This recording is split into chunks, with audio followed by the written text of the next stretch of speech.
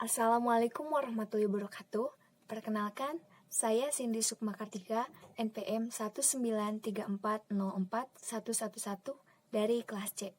Saya akan mempresentasikan jurnal penelitian yang berjudul Peran Perbankan Syariah dalam mengimplementasikan keuangan inklusif di Indonesia, yang ditulis oleh Dede Aji Mardani dari STAI Tasikmalaya.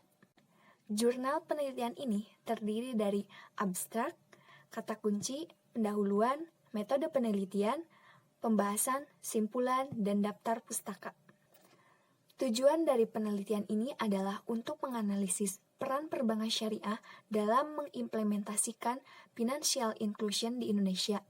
Yang dimaksud dengan financial inclusion yaitu proses untuk memberikan akses keuangan formal bagi masyarakat miskin dan berpenghasilan rendah.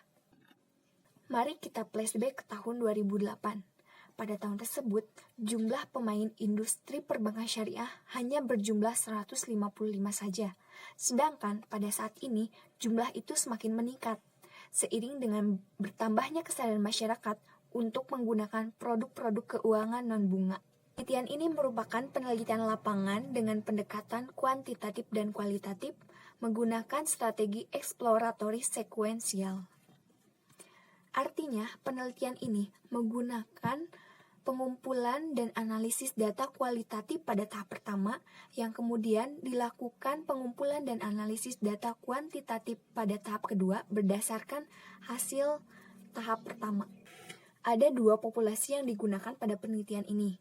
Yang pertama, komposisi dana pihak ketiga bank syariah di Indonesia dengan menggunakan sampel dari 3 bank syariah di Indonesia, yaitu DPK Bank Syariah Mandiri, DPK Bank Syariah Bukopin, dan DPK BRI Syariah pada tahun 2010 sampai dengan tahun 2014. Dan populasi kedua yang digunakan dalam penelitian ini adalah perkembangan pembiayaan pada bank syariah di Indonesia.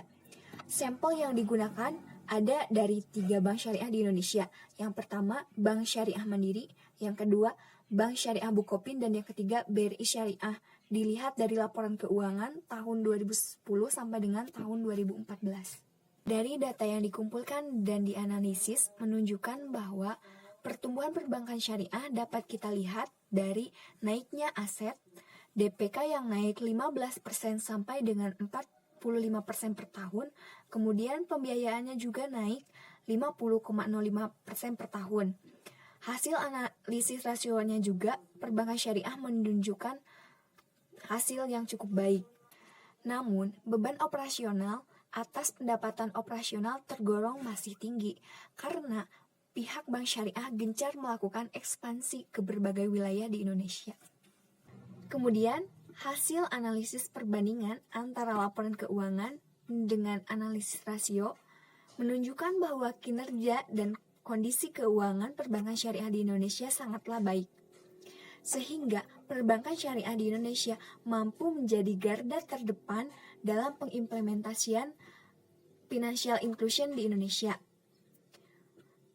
Pengimplementasian ini akan didukung dengan produk-produk perbankan syariah berdasarkan prinsip Islam dan mengemban misi sosial kemasyarakatan.